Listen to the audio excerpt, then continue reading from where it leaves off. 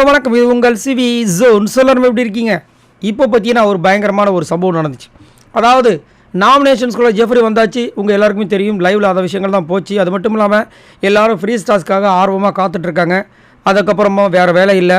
அதே மாதிரி சௌந்தர்யா வந்துட்டு கிச்சனில் சமைக்கிற வேலையை பார்த்துட்ருக்காங்க. இன்னுங்க சொல்கிறீங்க சௌந்தர்யா மட்டுமா ஏங்க அப்படின்னு கேட்டிங்கன்னா, காலையிலே வந்துட்டு மக்கள் வந்து கொடுத்த அந்த ஓட்ஸ் போல் அதில் பார்த்தீங்கன்னா யார் வந்து சமைச்சு கொடுக்கணும் ஒரு வேலைக்கு அப்படின்னு பார்க்கும்போது எல்லோரும் சேர்ந்து சௌந்தர்யாவை சமைக்க சொல்லிட்டாங்க. அதனால் சமைச்சிட்ருக்காங்க. இப்போ இந்த நாமினேஷன் முடிவுகள் வரும்போது பார்த்தீங்கன்னா ஜெஃப்ரிக்கு வந்து ஒரு 3 ஓட்டு வந்துருந்தது.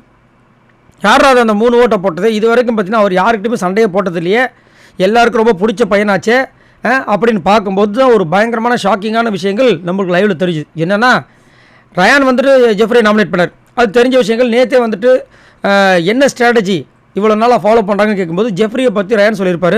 இங்கே இருக்கிற எல்லாருக்கிட்டையும் வந்துட்டு அன்பாக பழகிறேன்னு சொல்லிட்டு ஒரு வாரம் ஒருத்தர்கிட்ட பழகி நட்பு மட்டும் வச்சுக்கிட்டு யாருக்கிட்டையும் வில்லன் மாதிரி இல்லாமல் கவர் பண்ணி நாமினேஷன்ஸில் வராமல் இருக்காப்புல அப்படின்னு சொல்லியிருப்பார்ல. அதே விஷயத்தை தான் இங்கே வந்து நாமினேட் பண்ணார் ஜெஃப்ரியை. அதுக்கப்புறம் விஷாலை நாமினேட் பண்ணார். இன்னொருத்தங்க யார் அப்படி பார்த்தீங்கன்னா தீபக் நாமினேட் பண்ணார். தீபக் வந்து ஜெஃப்ரிக்கு என்ன சொன்னார் அப்படின்னு கேட்டிங்கன்னா, அவன் வந்துட்டு இன்னுமே வந்து மெச்சூரிட்டி இல்லாமல், அதாவது பேம்பரிங் எப்படி சாச்சனாக்கு சொன்னார் பாருங்க, அதே விஷயங்கள் ஆடிட் ரொம்ப இதுவாக இருக்குது. இனிமேல் வந்துட்டு அவர் வந்து வச்சிட்டில் இருக்க முடியாதுன்ற மாதிரி வச்சு இது பண்ணார். இதுக்கப்புறம் இதில் என்னங்க ஷாக் இருக்குது அப்படின்னு கேட்டிங்கன்னா, பயங்கரமான ஷாக்கே வந்து சௌந்தர்யா நாமினேட் பண்ணியிருக்காங்க. சௌந்தர்யாவா என்னங்க சொல்கிறீங்க அப்படின்னு கேட்டிங்கன்னா, அங்கே தான் எனக்கே ஷாக்காக இருந்துச்சு. வேறு யார் ஒருவேளை ஜாக்லின் தான் நாமினேட் பண்ணுவாங்க பார்த்தா ஜாக்லின் சொல்லவே இல்லை. அதுதான் நீங்கள் எல்லோரும் புரிஞ்சுக்கணும். ஜாக்லின் வந்துட்டு என்ன சொன்னாங்கன்னா, பவித்ராவையும் அன்ஷிதாவையும் நாமினேட் பண்ணாங்க. ஸோ எல்லாருமே என்ன நினச்சிட்டு இருக்காங்கன்னா, ஜெஃப்ரி மேலே வந்து, அதாவது ஜெஃப்ரி கூட வந்து ஜாக்லின் தான் நாமினேட் பண்ணார்.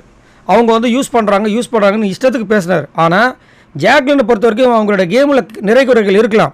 ஆனால் இந்த ஃப்ரெண்ட்ஷிப் அப்படின்னு ஒரு பாண்டிங் க்ரியேட் பண்ணிட்டாங்கன்னா, சௌந்தர்யா இருந்தாலும் சரி, ஜெஃப்ரியாக இருந்தாலும் சரி, ரயான் இருந்தாலும் சரி, இவங்க 3 பேரையும் பெருசாக வந்துட்டு இந்த புறணி பேசுகிற விஷயங்களே கிடையாது.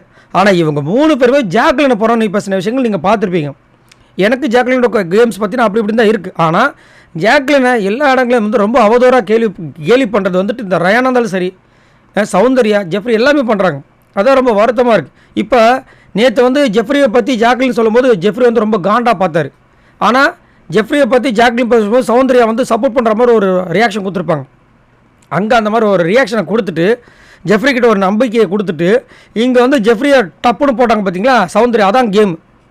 ஜெஃப்ரிக்கு என்ன சொன்னாங்கன்னா, அவன் ஃப்ரெண்ட்ஷிப் உண்மையாக தான் இருக்கான். ஆனால் வீக்கெண்டில் வந்துட்டு விஜய் சேதுபதி சொன்னோடனே மாற்றிக்கிறான். எது ரயானோட அது காரணம் ரியலைஸ் பண்ணுறானோ இல்லையோ ஏதோ ஒன்று செஞ்சிடறான். யார் சொன்னாலும் ஆனால் அவங்ககிட்ட வந்துட்டு அக்செப்டன்ஸ்ன்றதே இல்லை. இப்போ நீங்கள் என்கிட்ட சொன்னீங்கன்னா எனக்கு அக்செப்டன்ஸ் இருக்குல்ல, யார் இந்தமாக சொல்கிறாங்க எனக்கு அக்செப்டன்ஸ் இருக்குல்ல, பட் அதை வந்து ஜெஃப்ரி கேட்க மாட்டான். நிறைய பேர் இங்கே வந்து பாசம் அக்கறை அவங்க மேலே காட்டுறதுனால அவனுடைய உண்மையான முகம் வெளியே வரலை. அதனால் வந்துட்டு அவன் வந்து என்னோடய குறைகளும் வந்து வெளியே தெரியக்கூடாதுன்னு அப்படியே கமுக்கமாக சேக்கியம் விளாண்டுட்டு இருக்கான்ற மாதிரி ஒரு வார்த்தையை சொல்லி இந்த 3 பேரோட ஓட்டு தான் அங்கே வந்து நின்றுச்சு. இல்லைன்னா வந்து ஜெஃப்ரி இந்த வாரம் வந்துட்டு எஸ்கேப் ஆகிட்டு இருப்பாப்புல. ஸோ நீங்கள் உங்களோட கருத்தை சொல்லுங்கள். சௌந்தர்யா ஜெஃப்ரி மேலே அவ்வளோ அக்கறையாக இருக்கா அப்படி இப்படின்னு சொன்னாங்களே, அதுவும் வந்துட்டு யாராவது நாமினேட் பண்ணாலோ யாராவது அவரை பற்றி அங்கே வந்து பேசினாலோ அவ்வளோ கோவப்படுறாங்களே, அப்போ இதுக்கு பேர் என்ன அர்த்தம்? இதைத்தான் ஓப்பன் பண்ணுங்கன்றாங்க. இப்போ ஜாக்லின் அப்போ பேசுறது கரெக்டுன்னு இவங்களே ஒத்துக்கிறாங்களா? அப்புறம் எதுக்கு அங்கே ஒரு சீன் கிரியேட் பண்ணி ஜாக்லின் வந்து அப்படியே ஒரு தவறாக காமிக்க வேண்டிய விருப்பம், அந்த அவசியம் என்ன வந்துச்சுன்னு எனக்கு புரியல. ஸோ நீங்கள் உங்களோட கருத்தை சொல்லுங்கள். இங்கே ஜெஃப்ரியை வந்துட்டு சௌந்தர்யா நாமினேட் பண்ணிவிட்டு வெளியே வந்துட்டு அப்படியே ஜெஃப்ரி கூட அப்படியே ஒன்றா இருக்கிற மாதிரி பழகிறாங்களே, இதை பற்றி என்ன நினைக்கிறீங்க? மறக்காமல் கமெண்ட்ஸ் பண்ணுங்கள். பாய் நண்பர்களே.